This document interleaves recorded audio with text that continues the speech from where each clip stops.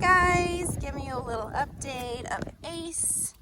I wanted to show you where he's at on some things. So primarily this week I've been working on just seeing where he's at as far as understanding e-collar without the leash. So he's dragging this long line behind him for safety purposes, but I'm trying to avoid using the leash as much as possible.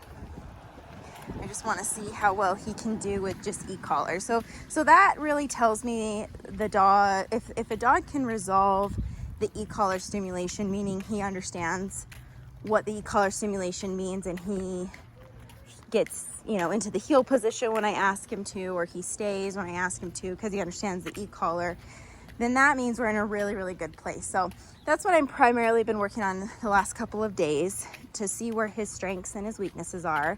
And with the leash being held, he is a rock star. I really don't have to use it that much. Every once in a while when it's dropped, he'll get a little bit stuck when he feels the e-collar, because the leash is such a big form of communication that we've used for quite a while. And now that I'm moving away from it, it's almost like a different pattern for him. And so, there's just some pros and cons that come with doing this. Pro is you get to see where the dog struggles, and con is sometimes we have to, I guess that's not really a con, but sometimes we have to work through some things. So I'll kind of show you what I mean. Ace, down. Good boy. So working on a little bit of downstay. So I'm going to break up this heel that we've been working on, is just work a little bit on his down. Good job, buddy. Let's fix your ear. This long line is great for safety. So if there were like another dog or something that were to run off leash towards us, or a car, it can come and step on it, but he doesn't feel like I'm holding him in a position. He's just doing this on his own. So good for safety. Good job, buddy. So this has been the struggle, is it coming from a downstay back into a heel without the leash help. So I'll kind of show you the difference. So when I pick up the leash, he does great. Ace, heel. Perfect every single time. Good job. We'll try it again. Ace, down. Good boy. Very good. Good job. He's able to hold this with more distraction and with me going further away from him. So he's actually in a really good place on his stay commands. Sitting down in place are looking awesome. Good job, buddy. Good. So I'm going to come help him out on the heel. You'll kind of see a little bit of hesitation. Ace, heel. Ace, good. Actually, that was the best he's done so far. Good boy. But a little hesitation of, I'm not really sure, because a form of communication is now gone. Ace, heel. Like this. Ace, come on. Good boy. I'm going to help him out just a little bit. Ace, heel. And I'm going to slowly, let's see if I can do this with one hand here, slowly start letting out the line so it starts to drag. So I'm going to kind of hold the middle of it. It's very interesting that weight of the leash, whether it's being picked up from me holding it or dragging on the ground, just such like a slight change, is, for most dogs, there's like this hurdle they have to work through where they have to know that it's okay, that I'm not holding the leash, that they can come with me. So that's where we're at with him. Lots of good things I'm seeing from him. He is the most social little guy. He does great with all the dogs that come through here. We've had a couple of boarding dogs on the weekends, and he just is a rock star. So we're really like his temperament quite a bit, just making sure that he can do the obedience under distractions. I'm gonna let out a little bit more line here. So now it's dragging. Good boy, bud. Good job. So position, I'm looking for his collar to align with my knee. And that's going to look different for everybody. And he has to learn to cater to whoever's walking him. Good job. There's Chihuahua barking at you, huh? Good boy. Try another downstay up here in the shade. It's 7 o'clock at night, but it's still a blistering hot day. Good job, big guy.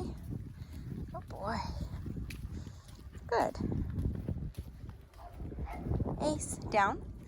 Good boy. Now we're a little bit closer to the road, so I'm going to stay attached to this leash here, but this is where he's at. So this is transferring him to off-leash obedience, which is a big part of our training system, is making sure that the dog can do this off-leash. Most of the time in the neighborhood, he's going to be on leash, but I think that it's very important to train off leash, or at least have them understand the concept of off leash. If something ever happened, he got out, your leash broke, your buckle on your leash broke, whatever the case may be, you take him on a hike and it's an off leash area. I mean, there's just tons of purposes to have an off leash trained dog. There's this Chihuahua that's barking at him. Good job, buddy. I know that's a big distraction. Good. Ace, heel. Good boy. So much better. Still holding the leash, but it's definitely dragging.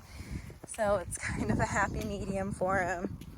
Good boy. Good. And sometimes the pressure of the leash behind dogs can make them a little bit unsure like that. How he looks back like, oh, that's weird. Yeah. So it just takes some time to get used to it. Good job.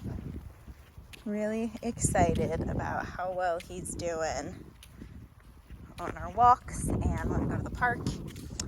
Tomorrow I'm going to take him to a store. We're going to apply this in a store. He's actually, almost fell. He's actually doing really great in the car. I haven't had any potty accidents. That being said, it's the crate. It's just me picking up the crate that he's already in our house and putting it in the car. So tomorrow when I take him to the store, I'm going to try a different crate and see if that changes the dynamic for him. But Ace, down. Good boy. Good job, buddy. But he's doing awesome. He's a good little dog. Another thing that I don't think I've mentioned, that's one thing I have seen with him that's a little bit of a struggle, is every once in a while if he gets confused by the e-collar, he'll shake his head. It's almost like an avoidance of the collar. Like, I'm just going to try to get this off. So if that's the case, sometimes it's obstinate, sometimes it's lack of understanding, or a combination of the two. And so when that happens, I will go back to the leash to show him what I'm asking him to do. Help a little bit of leash pressure, so that way the e-collar isn't just this weird thing on his neck that he's trying to scratch off, but it actually has a purpose. Good job, buddy.